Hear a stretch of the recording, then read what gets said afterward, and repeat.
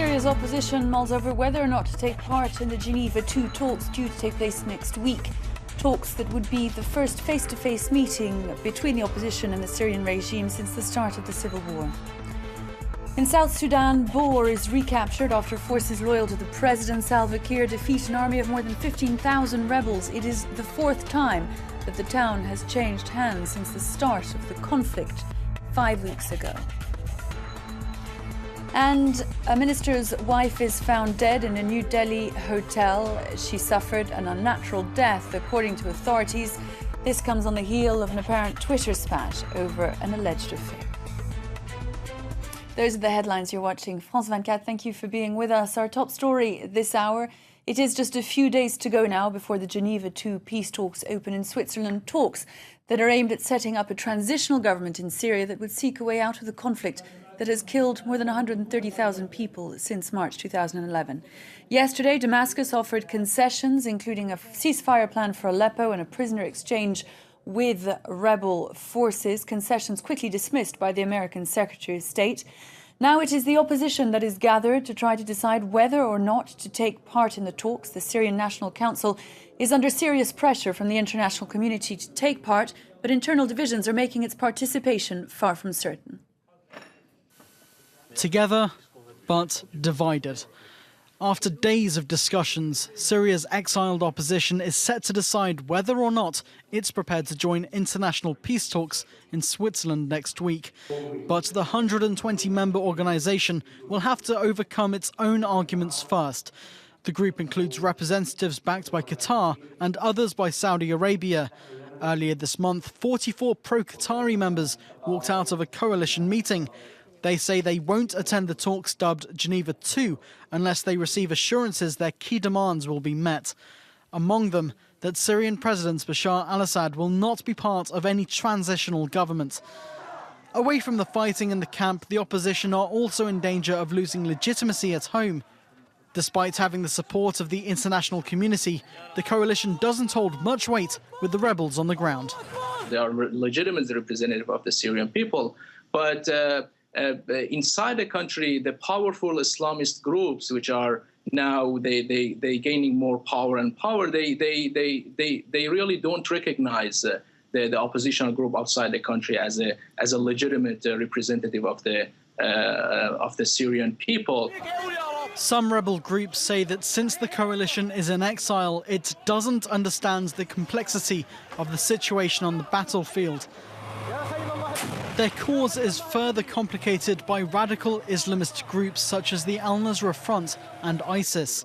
Despite the international community's reluctancy to work with such organizations, they are among the strongest forces fighting against President Bashar al-Assad's troops. On the ground, the spillover from the Syrian conflict into Lebanon continues. Gunfire continued to ring out across Tripoli in northern Lebanon early this morning. This after yesterday's clashes between supporters and opponents of Syrian President Bashar al-Assad. A barrage of 20 missiles and shells came across the border from Syria yesterday onto Lebanese territory. We can join now our correspondent who's in Beirut, Lucy Fielder. Lucy, tell us, first of all, about the situation on the ground in Lebanon today. Well, these clashes continued into the morning in Tripoli. It's a very frequent occurrence now, and particularly when tensions rise elsewhere in the country. Tensions shot up yesterday after a rocket attack, or rather rockets falling. It's not clear whether it was an attack yet or whether it was in fact stray rockets from a battle that was happening just across the border. But they killed at least 8 people in the town of Arsal, a mainly Sunni city, one very, very sympathetic to the Syrian opposition.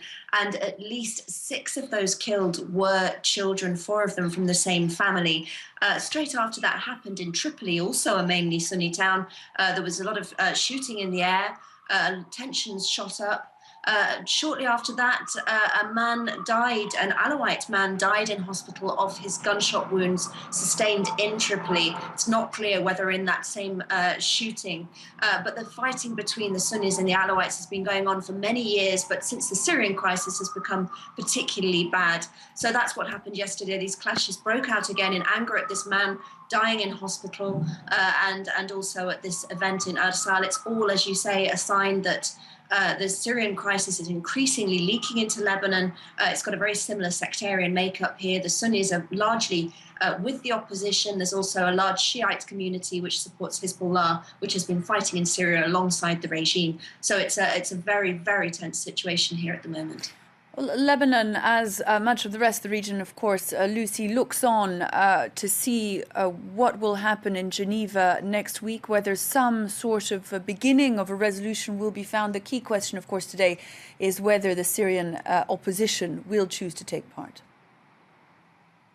That's right. They've been haggling over this for some time now. We're expecting a decision. It's likely today. This meeting was meant to have happened last night.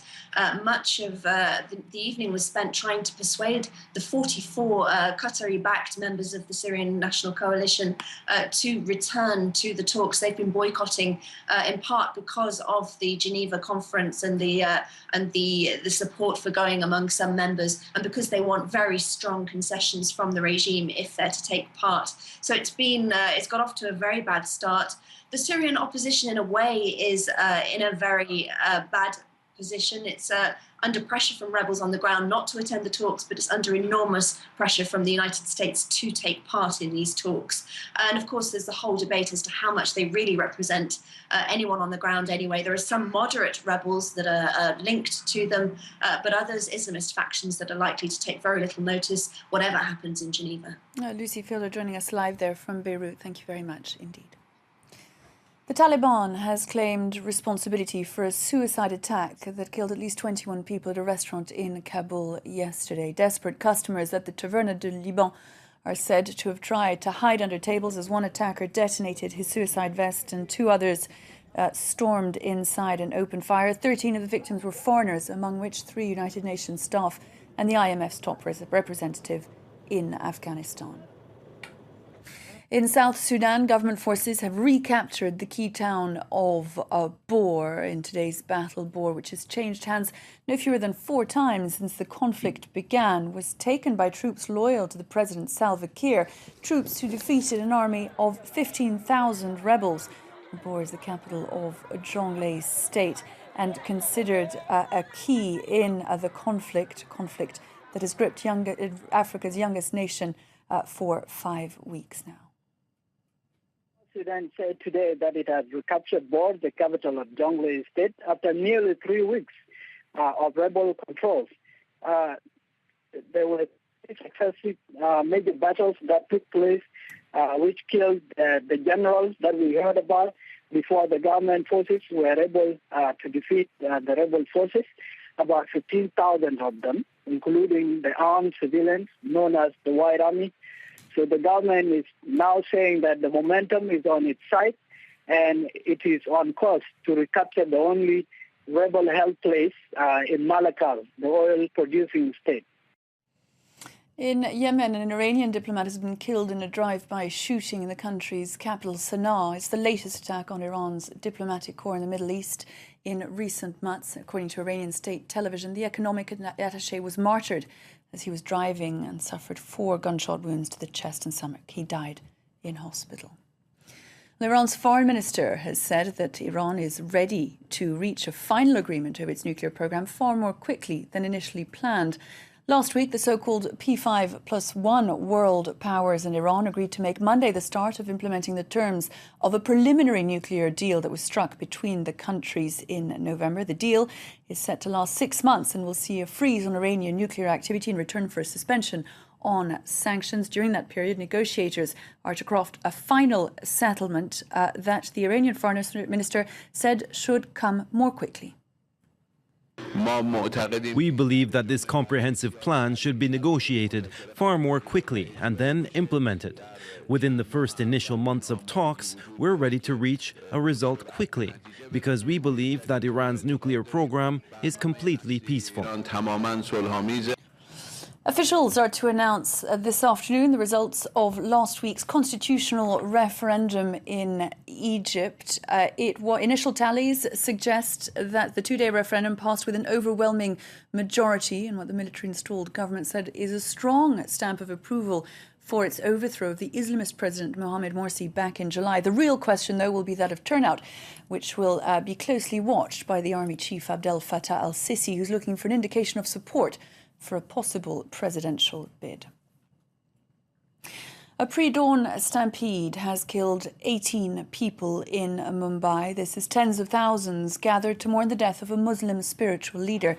At least 40 people were injured when mourners thronged to the home of Syedna Muhammad Burhanuddin, the head of the Dawoodi Bohra Muslim community. He died on Friday at the age of 102.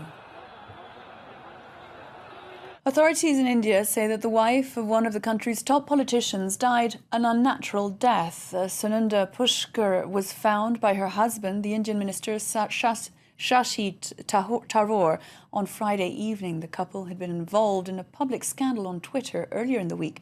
Pushkar revealed that she thought her husband was having an affair. Mark Thompson has more. Indian Minister Shashi Tharoor and his wife Sunanda Pushkar in happier times on their wedding day 4 years ago. On Thursday, Sunanda's dead body was found at this 5-star New Delhi hotel. Authorities say she died suddenly and of unnatural causes. The couple had been embroiled in a public spat just days earlier. In a series of messages posted on Twitter, Sunanda appeared to accuse Pakistani journalist Mehr Tarar of attempting to break up their marriage. The tweets were soon deleted and the pair insisted they were happily married, but distressed by the unauthorized messages. The couple's friends and family say they were shocked by the news of Sunanda's death. The Tharoors were a wonderful couple that who were well known throughout the world to many, many people, including my family. And my heart goes out to Ms. Pushkar's family and to Mr. Tharoor's family. It is definitely a tragedy which will hurt a lot of people for a long time to come. Tharoor, a former UN diplomat, was rushed to hospital on Saturday morning with chest pain, although doctors say he will be discharged soon. The cause of Sunanda's death is not currently known, but the results of a post-mortem examination are expected to be released within the next 48 hours. A document obtained by the Associated Press yesterday shows that Pope Benedict XVI defrocked nearly 400 priests over just 2 years, priests who were accused of molesting children. The document was prepared from data the Vatican had been collecting to help the Holy See defend itself before last week's UN committee hearing in Geneva, the first time the Vatican has ever been publicly confronted about the child priest sex abuse scandal. Here's this report by Hala Mohiddin. An uncomfortable grilling in front of the UN. It's up to you to set up such a system, and that would also help you in answering our questions. And the rocky ride isn't over yet for the Vatican, as the Associated Press has released a document outlining the extent of the child priest sex scandal. Compiling figures from the Vatican's own records, the AP report shows that in 2 years alone, 800 cases of abuse came in for review, and from 2011 to 2012, close to 400 priests were defrocked by the Pope. While we have known more or less every year that there have been a few hundred cases reported, the outcomes of the church trials and the Pope's decision whether to remove a priest or keep a priest hasn't really been made public generally. The figures were collated to help the Vatican defend itself at the hearing and show a massive increase in the number of priests being removed from the church. It also comes 1 month after the Holy See refused a request by the UN committee to provide statistics on the number of children abused by Catholic priests.